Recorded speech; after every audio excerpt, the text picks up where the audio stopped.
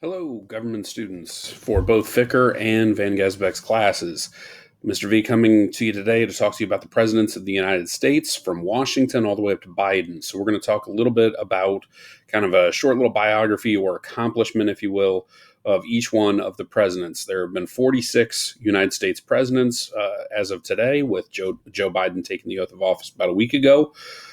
So, we're going to talk a little bit about why each one of these presidents had an impact. Now, some more than others, some maybe not as great an impact.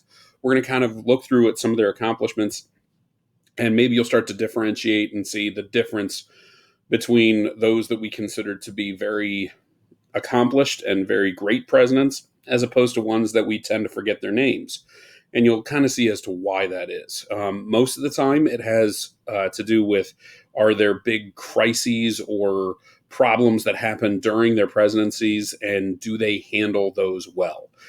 So typically, when we look at very successful presidents like Abraham Lincoln, we look at the fact that Lincoln guided us through the Civil War, but the two prior presidents, in Franklin Pierce and James Buchanan, are almost forgotten to history and are usually ranked near the bottom of the presidents when it comes to great presidencies or accomplishments, because they saw the country devolving into civil war and really didn't do anything to actually help it, or in many cases did things that made the division even worse. So again, we're going to kind of look at these presidents. Now, before we get started, when we get to the more modern presidents, you'll notice that I don't really hit too much on some of their accomplishments, because you have to understand that when you look at presidencies, when you start to differentiate great presidencies from others, you have to be careful about modern presidents. Modern presidents, typically, it's too soon to look at whether or not they're successful. And you have to wait, usually, in the neighborhood of about 20 to 30 years before you really start to get solid scholarship over whether or not their presidencies were successful. We're just now starting to really evaluate the presidencies of people like George H.W. Bush, which is Bush 41, and Barack Obama, or not Barack Obama, I'm sorry, Bill Clinton. Okay. But George W. Bush, Barack Obama, Donald Trump, it's too soon. We can't really look at their presidencies and say, well, this program was very influential, or this decision they made was great, not great, whatever else, because it's too soon. Those decisions have to play out over many times decades before we really start to get a good solid grasp on their impact. For example, when we hit Harry S. Truman, I'll kind of talk about how the modern presidency can sometimes change, and the perception of it can change. So when I get to him, it'll make hopefully a little bit more sense. But what you should probably do is have a sheet of paper out. I'm going to put a copy of the list of the presidents on this assignment as well. So if you wanted to print it off and just have it there to where you can jot little things next to their names, that may help, because the assignment for this is going to be a short little quiz. So in order to kind of keep things straight, I'm not going to put anything on the quiz that isn't in this presentation. So it'd be a good idea to have a sheet of paper, maybe kind of like this, where you're writing down the name of the president and kind of their accomplishment off to the side. Like I said, I'm going to give you a list of the presidents that you can print off if you so choose, or split screen it to where you can maybe type in next to them. And the assignment that I give you also gives you a link to their presidential biographies for your usage as you're going through the assignment associated with this. So let's talk a little bit about the presidents of the United States. Again, from Washington, who takes office in 1789, and then all the way up to Biden, which is obviously in 2021 here. So the father of our country, George Washington, he is the first president. He runs unopposed in 1789 to become the first president. When he becomes president of the United States, he basically takes over at a time period when we were transitioning from the Constitution, or transitioning from the Articles of Confederation over to the Constitution. George Washington had to basically prove that not only did the country work under the Constitution, but that the presidency was a legitimate office, and he almost had to define what the powers of the presidents were. If you look at the Constitution, you'll notice that Article 1 is very long comparative to Articles 2 and 3, which set up the other two branches of government. So that plays into the founders' concern that the founders really thought like the legislature, the Congress, would be so powerful that it would almost kind of dwarf the power of the presidency and the judicial branch.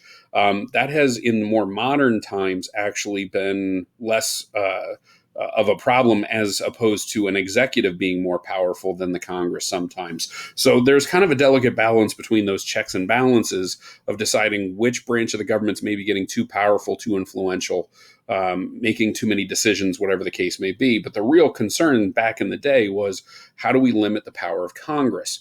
So George Washington in Article 2 kind of looks at what they wrote down about the presidency and realizes there's a ton of gaps. There are a lot of things that are just not explained. So George Washington becomes what we call the precedent president. Precedent means that it happens once and we follow it ever since. So George Washington, in every decision that he makes, almost defines what the presidency is going to look.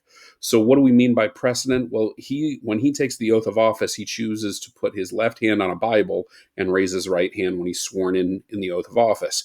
There's nothing in the Constitution says he has to do that. The presidency does not have to, the president doesn't have to swear in on a Bible. He can swear in on a Quran. He can swear in on a Torah. He can swear on the collective works of Dr. Seuss. It doesn't matter. There's nothing in the Constitution says you have to use a Bible. You can just stand there with your right hand raised and repeat the oath and be fine. Since Washington does it, everybody since has sworn in on a Bible. And you saw just a week or so ago when Joe Biden swore in on his family Bible from the late 1800s. It was a very large Bible, obviously, just kind of very, an illustrated version of it, if you will. But, Biden had that family Bible because that was kind of a traditional thing that's been passed on ever since the days of Washington. Washington serves only 2 terms. Every president from him all the way up to FDR, they limited their time in office to 2 terms. That was always followed by everybody. And not everybody obviously got a chance to serve 2 terms. Some people died in office. Some people didn't get reelected. And you guys have kind of gotten spoiled in your age where you always thought that presidencies kind of served 2 terms because in your lifetime, it's Bill Clinton, George W. Bush, and Barack Obama. The last 3 presidents prior to Donald Trump had served 2 terms. Trump's the first one, at least in your lifetime, that only served 1. So, you kind of took it for granted a little bit that a president is there for 8 years. We are now limited ever since FDR because of the 22nd Amendment, but Washington was the one that set the expectation that you only serve 2. Now, Washington, while he's in office, has to almost define what the presidential role is, and he does so through many different ways. He signs a Neutrality Act where he keeps us out of war. He basically says we're going to stay above the fray. We're not going to get involved in things like the French Revolution. We're not going to get involved in any wars between France and England or Spain or anybody else. He kind of realizes that we're too young a nation to get involved. He decides to sign treaties with England in Jay's Treaty, which wasn't exactly held in high esteem when he was president, but he chooses to do so to kind of allay the fears of any kind of impending war with the British. And the major thing is that his presidency is challenged by whiskey distillers in Pennsylvania during the Whiskey Rebellion. He is openly challenged by these people when a tax is placed on whiskey. He becomes the first commander and the only commander in chief, for that matter, to ever actually lead soldiers into a battle, so to speak. He leads them out to Western Pennsylvania, and basically the Whiskey Rebellion fails because those that were rising up against the government realized that Washington was there. He was their commander during the American Revolution. For many of the people that were rebelling, they remembered Washington, they cared for Washington, and so the Whiskey Rebellion is kind of put down almost without violence. Now, Washington manages to kind of prove that the Constitution and the presidency is strong enough to withstand a popular rebellion. So Washington, again, kind of sets the tone for what the president does. Now, he hands that off to John Adams. John Adams is very much a founding father. He's somebody that was part of the revolutionary generation.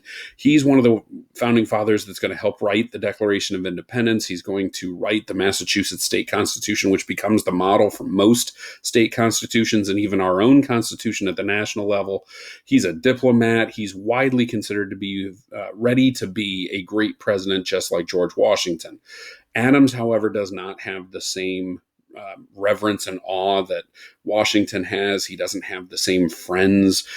John Adams is unfortunately, and I've said this for years, and now it's kind of bearing fruit here. You never want to be the guy that follows Tom Brady. Like you never want to be the guy that takes over for Michael Jordan. You don't want to be the guy that steps into a Laker uniform after Kobe Bryant retires.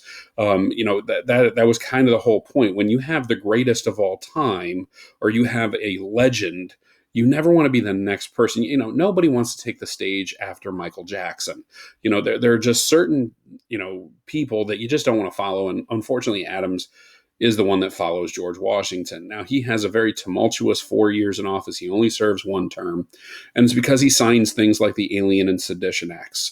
The Alien and Sedition Acts were ideas that if you were a rabble rouser, if you were somebody that was against his government who was either an alien, which means an immigrant, or somebody who was in the country that was not a citizen, you could be deported for speaking out and causing problems against the government. That was the Alien Act. The Sedition Act was if you were a citizen and you were speaking out against the government, Adams had the right to jail you. He had the right to put you in jail for speaking out against the government. Now, obviously, in modern day terms, when we look at that, that is obviously a huge violation of the First Amendment.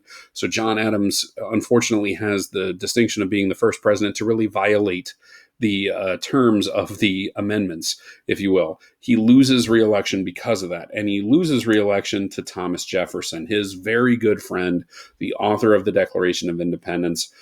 Jefferson and Adams had served as diplomats together. They were very close friends, and their friendship kind of, hit some rocky spots here when Jefferson runs against him in 1800. It's widely considered the Revolution of 1800 because Jefferson was of the Democratic Republican mindset and Adams was a Federalist. Washington was a Federalist. So the first two presidents were Federalists. They now have to hand off power to Thomas Jefferson, a Democratic Republican. Now, this is the first time that a sitting president does not stay in Washington, D.C. for the inauguration. Adams leaves in the middle of the night. Jefferson takes the oath without him there. So it's not like what Trump did just a week ago by leaving early has never been done before. Adams was the first one to ever do that, and it happened 3 times prior to Trump doing it. But needless to say, Adams took a lot of flack for that back in the day as well. Jefferson does take the oath of office. He serves 2 terms. Another president from Virginia, mind you, because Washington's from Virginia, Adams is from Massachusetts, Jefferson's from Virginia. And you may recall when I was talking about the Electoral College, the main fear was that, the big states were going to dominate. And for the first 6 presidency, that is what happens anyway. Because of the first 6 presidents, the 2 states that are represented are Virginia and Massachusetts. Virginia with 4 of them, and Massachusetts with the Adams family. The second and the 6th president, both named Adams. So Jefferson takes over, serves 2 terms, and he is widely given credit for the first constitutional crisis. The first constitutional crisis happens when James Monroe goes over to France and basically tries to buy New Orleans. Now, if you remember from our constitutional studies, Congress is the only one that can allocate money. Thomas Jefferson cannot do that through the executive branch. So for him to send James Monroe over to negotiate and try and buy New Orleans, it's already very, very suspect. Now, obviously, the treaty would have to be brought over and the Senate would have to vote on it, but the House would actually have to pay, vote to pay for it. That's all Jefferson wants to do. And he tells Monroe that you have $10 million to work with, which is a huge chunk of the federal, basically the federal coffers, if you will, the money that we have on hand. What ends up happening is Napoleon basically looks at Monroe and says, I don't want to sell just New Orleans. I want to sell all of Louisiana territory, which in fact would double the size of the United States. Monroe doesn't have any sort of okay from Jefferson to do this, but Monroe realizes that's a huge amount of land. He buys it, but he buys it for $15 million, which is $5 million over what Jefferson was willing to give. When he comes back, Jefferson gets very upset about this, but he has to go to Congress and say, hey, I kind of negotiated with an emperor and he's charging me 15 mil. If we don't come back and give money for this, if we don't pay what we agreed to, we're going to be on the bad side of a dictator. So Jefferson basically kind of falls into the Louisiana Purchase, but it's, of course, the thing that he gets most credit for as president of the United States. Now, unfortunately, that throws into Madison's term, James Madison, who takes over after Jefferson leaves after 2 terms. Madison, his protege, comes in and he has to deal with the issue of France versus England. And because there's some problems there, we end up in a war with Great Britain called the War of 1812. This is also called at the time Mr. Madison's War, because the war hawks, who were from the South and West, were really excited to go and kind of show that they were just as revolutionary and just as powerful as the founding fathers. Madison kind of gets talked into this thing, and we almost lose. If you remember, the War of 1812 was when the British actually invaded us and burned our capital city. They burned Washington, D.C. They burned the Capitol building. They burned the White House. If you watched on the unfortunate events of January 6th, when people stormed the Capitol building, a lot of the news stations I kept on hearing were saying this is the first time the Capitol has been breached since the War of 1812. So it was all the way back during Madison's time when the Capitol building was attacked. That was the last time that we had that issue. Needless to say, Madison manages to survive the war. So too does the United States. And we end up getting a pretty sweet deal out of it. Now, Madison ends up serving out his 2 terms after surviving the War of 1812, and he hands it off to another Virginian in James Monroe. James Monroe, if you remember, he was the guy that negotiated the Louisiana Purchase.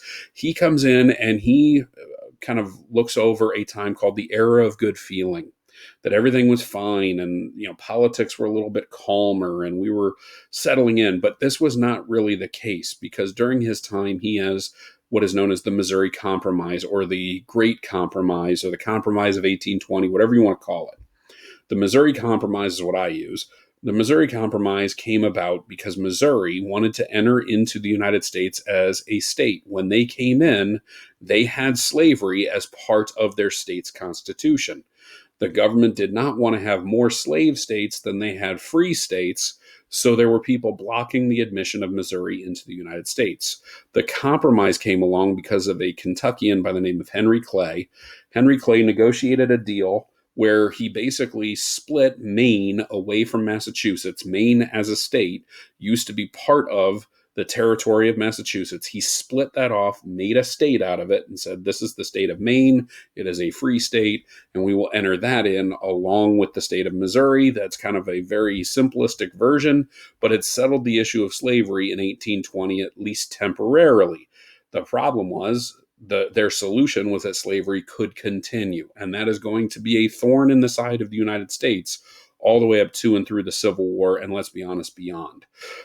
Monroe serves his 2 terms of office. Then his Secretary of State, a guy named John Quincy Adams, takes over. John Quincy Adams, the son of John Adams, comes into the presidency. He is another Secretary of State that kind of elevates. It used to be that if you wanted to be president of the United States, you wanted to serve as Secretary of State, because Jefferson was a Secretary of State, Madison was Monroe, John Quincy Adams. They were all serving at some point or another as Secretary of State and eventually became president. The only vice president to ever get elevated during this time period was John Quincy Adams' father, in John Adams. So again, the Secretary of State position is very valuable. Now, John Quincy Adams, just like his daddy, was balding, kind of cranky, thought he knew better, was a little bit of an elitist. And because of that, just like his daddy, he only serves 1 term of office. He gets beat in his attempt to get reelected by the guy he narrowly beat in what was known as the Compromise of 1824.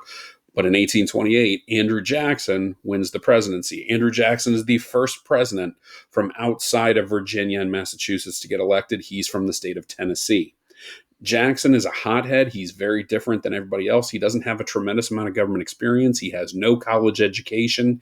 He is kind of a backwoods type of guy, but the reason he gets elevated is because he is a general during the War of 1812 and was one of our heroes from the War of 1812 because he won the Battle of New Orleans. Now, when he wins that battle, he kind of uses that as political, kind of political cash, if you will, to get his name out there. And Jackson eventually ascends to the presidency. Now, Jackson serves 2 terms. He's widely considered to be very different than our first 6 presidents. And how would he not be? He was a backwoods country guy.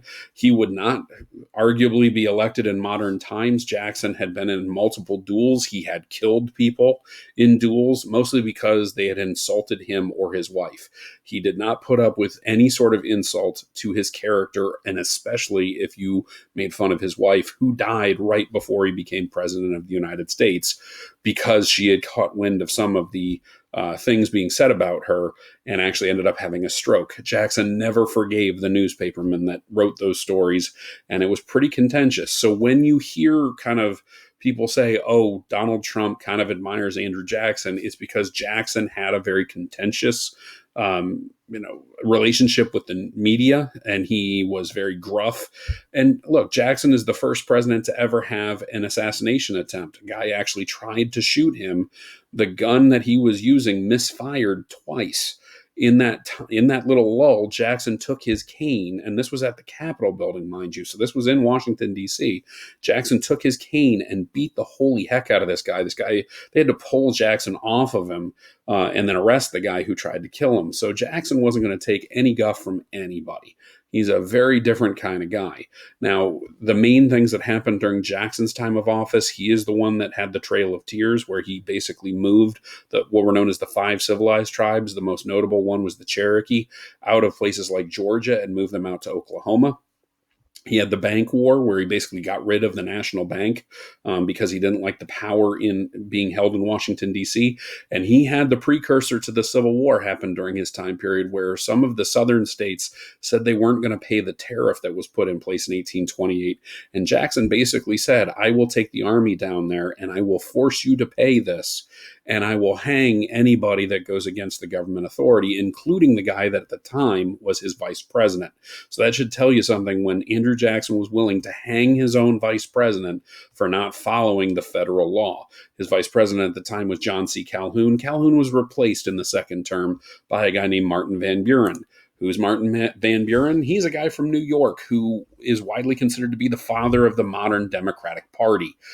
This was kind of a new thing. Political parties kind of grew and prospered during the 1830s and 40s, and Van Buren had a lot to do with that. He kind of made Andrew Jackson the Democratic figure he was, and Van Buren kind of reaped the benefits. But he also only served 1 term, because when the bank failed during the bank war, there was an economic crisis that happened during Van Buren's time of office called the Panic of 1837, and the economy really didn't recover. So Van Buren loses re-election to William Henry Harrison. William Henry Harrison has the distinction of being the shortest term of any president. He only lived 31 days into his office. He dies of pneumonia because, and this of course is widely circulated, he didn't wear a hat during his inauguration, and he spoke for almost 2 hours. Because of that, he catches a cold, it gets progressively worse, and he dies. William Henry Harrison was the oldest president we had elected up until that point, and it's not until Ronald Reagan that we elect somebody older. At the time, Harrison was 69 years old. Well, when Harrison dies, the first constitutional crisis comes along, where what do we do when the president dies? There's nothing in the Constitution at that point that says for sure that the vice president takes over. But John Tyler, pictured to the bottom left there, John Tyler is the one that basically decides that is what happens. He just takes the oath of office and everybody goes, well, I guess that's what happens. John Tyler really doesn't do all that much as president, and it's not because he's lazy. It's because the Democrats don't like him because he had turned and became what was known as a Whig, which is what William Henry Harrison was. That was the political party that formed against the Democrats, basically because they didn't like Andrew Jackson. John Tyler, however, was not accepted by the Whigs because he used to be a Democrat. So he is widely called his accidency because he accidentally became president of the United States. He serves out the remainder of his term. The one thing that he does do is he admits Texas to the United States after Texas had rebelled and got their freedom from Mexico in the war of what was known as the Rebellion of Texas or War of Texas Independence, however you want to call it. Tyler hands off the reins of power to James K. Polk, a protege of Andrew Jackson from Tennessee. James K. Polk is a workaholic. He works almost 20 hours a day. He doesn't like to delegate things. And he basically, when he became president, said, I'm only going to serve one term. And it's not because he was trying to do something magnanimous or he thought, oh, all I need is 4 years. It's because he worked so hard that he knew he was going to kill himself by doing it. And sure enough, just a few years after his presidency, he dies. Now, why? Because he works himself 20 hours a day trying to solve the issues and problems during what was known as manifest destiny, when we're trying to go from sea to shining sea. It's Polk's vision that we're going to go from the Atlantic to the Pacific. He manages to do that. How does he do it? He starts a war with Mexico. Mexico starts a war with us mostly because of Texas being annexed. Polk just embraces it and uses it to get California. Polk also brings into the fold Oregon. So by doing so, we literally do go from sea to shining sea during his time as president. He does get done in 4 years what he was trying to get done. Now, a lot of historians say he had to really twist some arms and do some pretty shady things to do it, but Polk really didn't care. The only person, well, not the only person, but one of the main people that called him on this was a little-known Whig congressman in 1846 by the name of Abraham Lincoln, who challenged him on the legitimacy of the Mexican War. Because of that, Lincoln loses re-election and is widely considered to be done with politics in the 1840s. He'll come back, of course. Now, after that, Zachary Taylor, who was a Mexican war hero, wins the presidency. He serves 2 years before contracting a case of food poisoning from eating some spoiled fruit. When he gets that, he dies, and Millard Fillmore, yes, Millard Fillmore, lucky number 13, takes over. Millard Fillmore doesn't do very much for the remainder of that presidency. He does sign into law the Compromise of 1850. When he signs that into law, it basically introduces very fun little things like the fugitive slave law to American governance, which further divides the North and the South. This starts our general decline towards the Civil War. Franklin Pierce takes over after that. He is so nice and friendly to the South and so much in favor of the Southern cause that you forget that he is actually from New Hampshire, which is about as far away from the South as you can possibly get, both in mentality and geography. Franklin Pierce, however, does sign into law the Kansas-Nebraska Act, which causes both of these territories, when they're coming into the United States, to be given popular sovereignty. If you remember, popular sovereignty is the idea that you have the power within your boundaries to make your rules and laws and constitutions and vote the way you want, if you will. Franklin Pierce basically says it's up to them if they want to have slavery. Now, Nebraska says no, but Kansas has a boatload of people come in from the South to try and sway the opinion and turn it into a slave state. Franklin Pierce kind of lets this happen, and it slowly devolves from there. This devolves into the presidency of James Buchanan from Pennsylvania, the only bachelor president we ever had. James Buchanan is so kind of careful about things and so kind of, indecisive when it came to what was happening in Kansas, that he kind of lets things happen as they may, which is why Pierce and Buchanan are widely considered to be two of the worst presidents we've ever had. Buchanan, by not making any decisions on Kansas, causes Kansas to devolve into what is known as bleeding Kansas. And then when he does make a decision, he certifies the wrong state constitution. It ends up being the Southerners, the Lecompton Constitution, which throws into crisis the entire territory, now state. And then he also is president when the Dred Scott decision comes down, the most racist of all of the Supreme Court decisions, which is saying something because there's quite a few. But that is the one that basically said that Dred Scott, who was suing for his freedom as a slave, was not allowed to bring the court case in the first place because a slave was not a human. That's about as racist as you can get when you say that an actual human being is not a human based upon the color of their skin. Buchanan doesn't do anything about that. We slowly devolve even farther. And in the election of 1860, Abraham Lincoln of Illinois comes into the presidency and the South starts to secede. And as much as Lincoln tries to keep the Union together and tries to allay the fears of the South, saying, I'm not going to mess with slavery, they leave anyway. Because they leave anyway, Lincoln basically has a different version or different view of the Constitution than the South does. The South viewed it as a pact or an agreement that they all had signed on to and had the right to leave. Lincoln said, once you made that pact, you're in it and you never leave, no matter what you say. So he didn't believe they ever really legally seceded from the Union. Now, Lincoln is widely considered to be one of our greatest presidents because he made decisions. He hired and fired generals who he felt were either successful or not successful. So he was very active as a chief executive when it comes to being a commander in chief. He issues the Emancipation Proclamation. He gives some of the greatest speeches in American history, including the Gettysburg Address, and the one that I think is even better, his second inaugural address.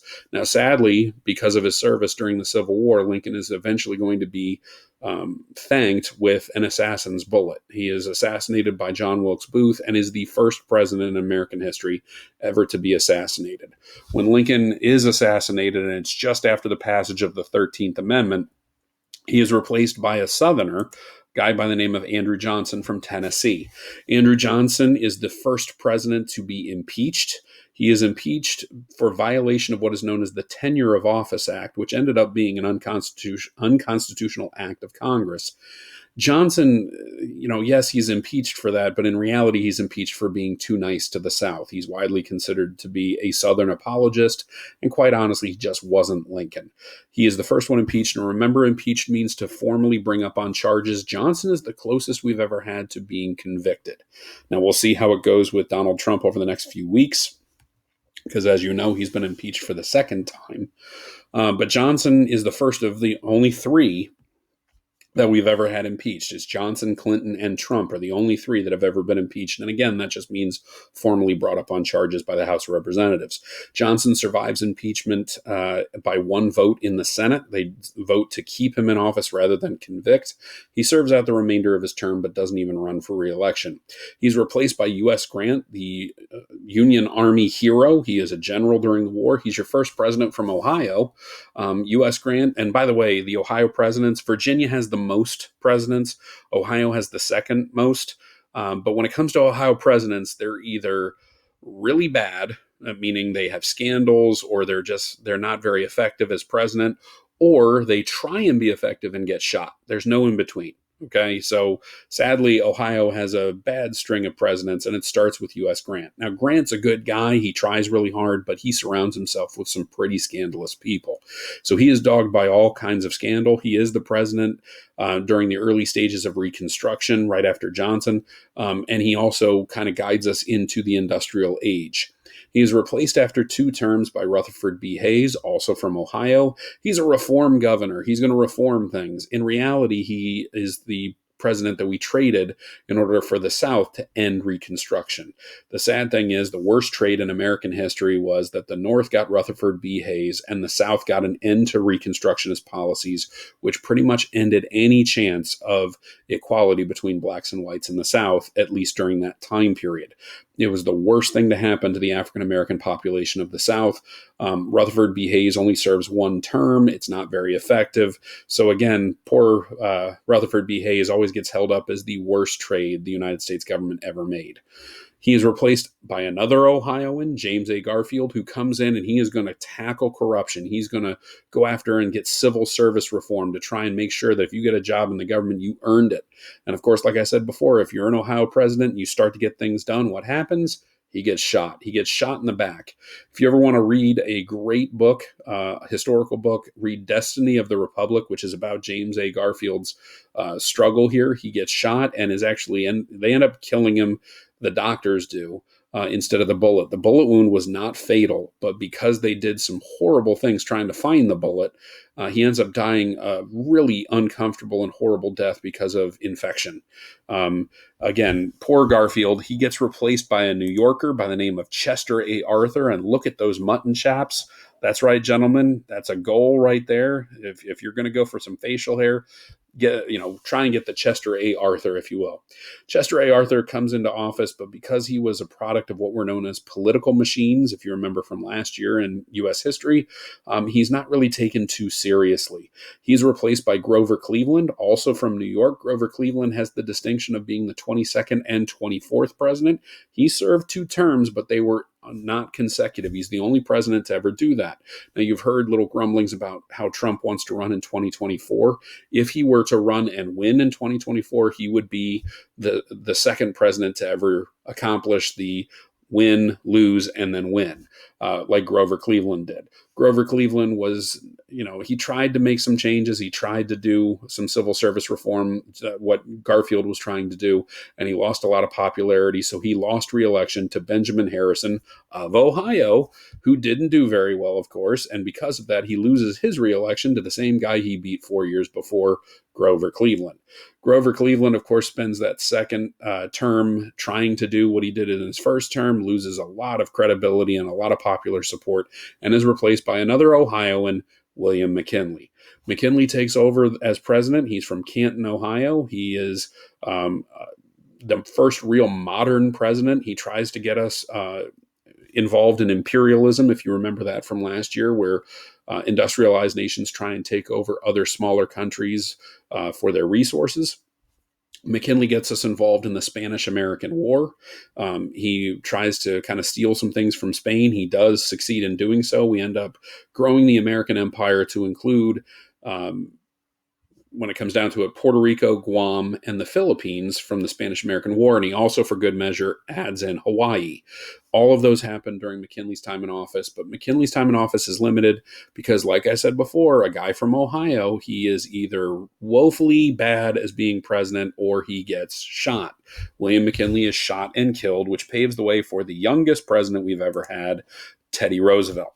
Theodore Roosevelt is from New York. He's 42 years old when he ascends to the presidency. He was the second term vice president for William McKinley. And of course, he is kind of a Renaissance man when it comes to being a leader. He is somebody that has written tons of books. He was well educated, well read. The guy was just super outdoorsy and very energetic. And Roosevelt was kind of our first real modern U.S. president. McKinley kind of started the progression towards the 20th century presidency. Roosevelt's the one that sets the standard for it. Roosevelt basically is a guy that settles a ton of disputes when it comes to the progressive movement. He really tries to clean up the government. Basically, all the things that Garfield, Cleveland, and even McKinley wanted to get done, Roosevelt starts to do it. He starts to break up the trusts. He starts to get the government involved in the businesses a little bit to make sure that things are fair for the average common worker. And he is somebody that is also going to kind of set aside some land for environmentalism. At the time, it was called the conservation movement. So he sets up things like national parks. This is why the national park up in South Dakota, called Mount Rushmore, has the president's faces on there, and the presidents that are depicted are Washington, Jefferson, because Louisiana Territory had South Dakota in it, Lincoln, of course, because of the Civil War, and Teddy Roosevelt because of the National Park Service. Roosevelt serves out the remaining part of McKinley's second term and then runs for re-election. Then he decides he's done, and he hands off the presidency to William Howard Taft. William Howard Taft from Ohio. Again, he survives, so that means he wasn't very effective. He tries. He does try. His best friend is Teddy Roosevelt, so he tries to kind of be like Roosevelt. But just like I've said before, you never want to be the guy that follows a great one. And Taft follows a pretty solid president. So when Taft steps into office, he's not as energetic. He's actually quite tired because William Howard Taft has your distinction of being the fattest U.S. president. He tips the scales at 325 pounds or more. William Howard Taft also has narcolepsy, so he falls asleep everywhere. He's just not as dynamic as Roosevelt. Now, Taft's dream job he eventually gets. He did not want to be president of the United States. He never really wanted the job, but he did want to be a Supreme Court justice. He is your only president to ever serve as president and then also serve in the Supreme Court. Taft leaves after one term. He loses re-election to Woodrow Wilson. Woodrow Wilson kind of guides us through the remaining parts of the progressive movement. There's four constitutional amendments, 16 through 19, that are all certified during his time in office. So income tax, the direct election of senators, prohibition, and women's right to vote, or women's suffrage as it's known, all happened during Wilson's time of office. He also was president during World War I. After his two terms, he thinks about running for a third term, but ends up having a stroke and decides to kind of exit stage left, which paves the way for another Ohio president, Warren G. Harding. Warren G. Harding dies in office. He dies in office. We're not sure. There's a lot of kind of grumblings by historians as to what really happened. Warren G. Harding wasn't exactly a pillar of health, so he could have very easily had the heart attack that everybody thought he had, or an aneurysm. But there's also a small amount of historians out there that think he might have been poisoned by his wife, because Warren G. Harding had a thing for all of his secretaries. So needless to say, Harding's death was pretty sudden. It was after a lot of different scandals, so the nation didn't really mourn too hard at the passing of Warren G. Harding, but it paved the way for the presidency of Calvin Coolidge. Coolidge was a very matter-of-fact guy. He was not a typical politician. He liked getting things done. He was very efficient. He was somebody that liked balance to everything. The guy liked to eat an even number of meals during the day. So he ate 4 very small meals, but he ate 4, and he liked to be awake for 12 hours and asleep for 12 hours. He liked balance in everything. And he was quirky, very quirky. He had a pet raccoon, and he just did odd things. He was known as Silent Cal. He didn't like small talk. If you went in and tried to talk with him and he was bored, he'd just walk out of the room. So there are a lot of things about Calvin Coolidge make him intriguing, just because he's a little awkward. But he had a pretty booming economy. So the Roaring Twenties, if you remember that from last year, were widely attributed to Calvin Coolidge and his policies. What they didn't realize is that his policies on the long term would end up causing the Great Depression. And unfortunately for his successor, Herbert Hoover, he is going to see what happens when those policies go a little too extreme, and those laissez-faire policies really don't help in solving the issues of the Great Depression. So Hoover, unfortunately, happens to be president when the stock market collapses in 1929. His absence of response to it causes a great clamor for new leadership, and in steps Franklin Delano Roosevelt, our only president to serve more than 2 terms. He is elected to 4. He dies at the very beginning of the 4th. FDR is in office for so long that he is the one that comes in to tackle the problems of the New Deal, or the problems of the Great Depression with the New Deal. He's the president at the very beginning and during World War II. He is a very successful president. When people talk about adding a 5th face to Mount Rushmore, usually FDR's the one that everybody kind of talks about. Now, FDR, of course, also has our distinction of being a president that was in a wheelchair. He was somebody that, because of polio in 1920, he had lost the ability to use his legs. So FDR, of course, is our only that we know of crippled president when it comes to it. And FDR is considered to be a symbol of strength through pretty tough times, a large crisis in the Great Depression and World War II. Now, when he dies at the very beginning of his 4th term of office, he is replaced by Harry S. Truman, kind of a country bumpkin. And I did tell you from the very beginning that Harry S. Truman is very different than the other presidents. Of all the presidents of the 20th century, this is the only one that didn't go to college. Everybody else had a college degree. Harry S. Truman is from Missouri. He's from the backwoods, so much so that his middle initial is not an initial. S is his middle name. It doesn't stand for anything. They just gave him an initial, basically a initial as a middle name because, apparently you can't afford the extra letters. I'm not sure, but Truman, again, his full name is Harry S. Truman. He is not electable in modern day society because he does this weird thing where he tells the truth. And he had a saying called "the buck stops here," and it was a Missouri saying that the excuses stop with me. He would do weird things, like when the press would ask him why something didn't work, he would just blame himself. Now, he would go into meetings and kind of say, "Hey, how did you screw that up?" to other officials, but this is why people like to work for him. He didn't throw blame around. He blamed himself when things didn't work. Now, why do I bring up the fact that you have to wait a while? In the 1950s, after Truman's presidency, there are a lot of people that criticize him because he made the decision to drop the first nuclear bombs, atomic bombs, I should say, on Hiroshima and Nagasaki to end World War II. He was the president at the very beginning of the Cold War, and he was the president during the Korean conflict. There were a lot of things that happened during his presidency that were critical. Joseph McCarthy rose as a senator, trying to root out all the communist threats, and Truman was widely considered not to do enough to kind of stop that. So there was a ton of criticism thrown Truman's way.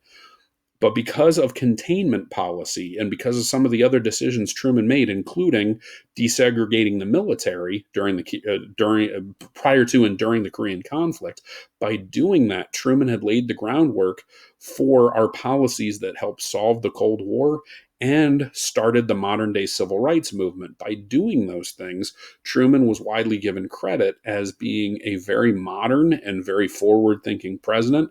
And it was during the 1980s that new scholarship started to show that we had been following Truman's mindset and his direction all the way through the Cold War.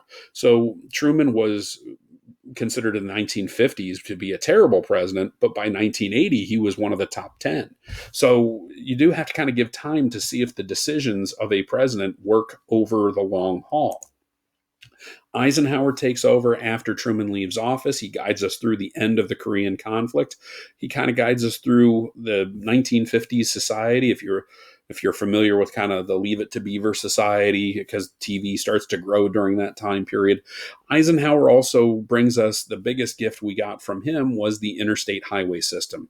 He was a general during World War II. He had seen the Autobahn of Germany and said that is a really smart thing to link cities with highways. So he does that in the United States. So anytime you're driving down 75, 70, 71, whatever, you can thank Dwight D. Eisenhower for bringing that idea and that program to the United States.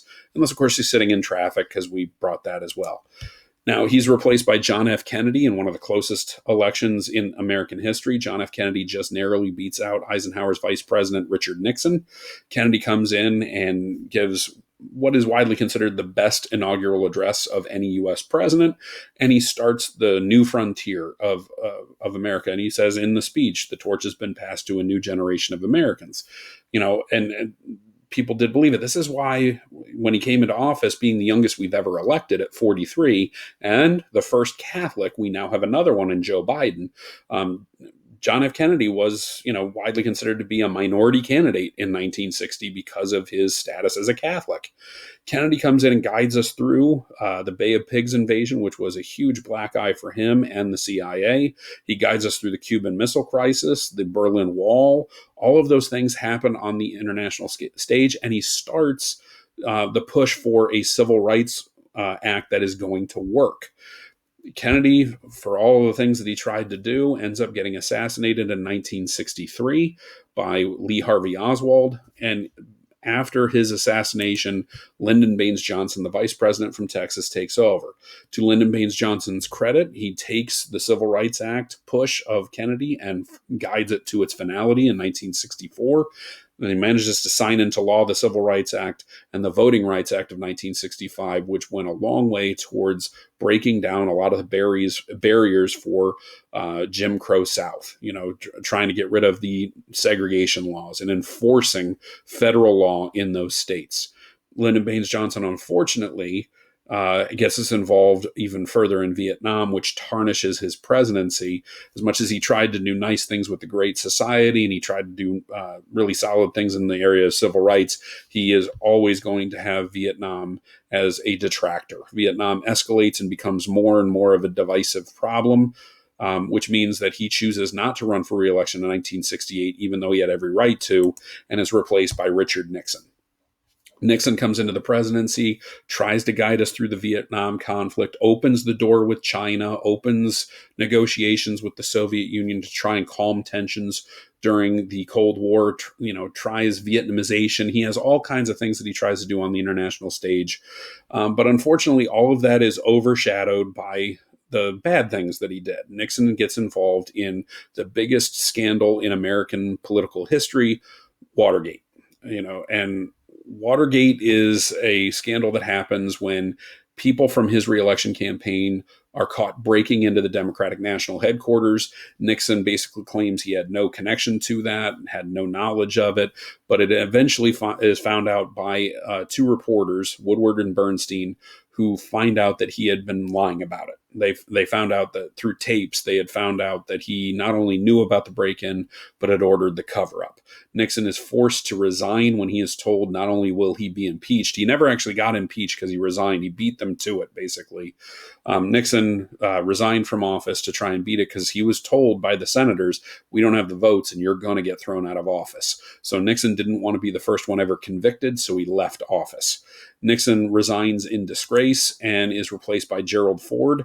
Gerald Ford had never actually won the vice presidency because Nixon also had a pretty shady vice president by the name of Spiro Agnew, who had to resign for campaign finance violations.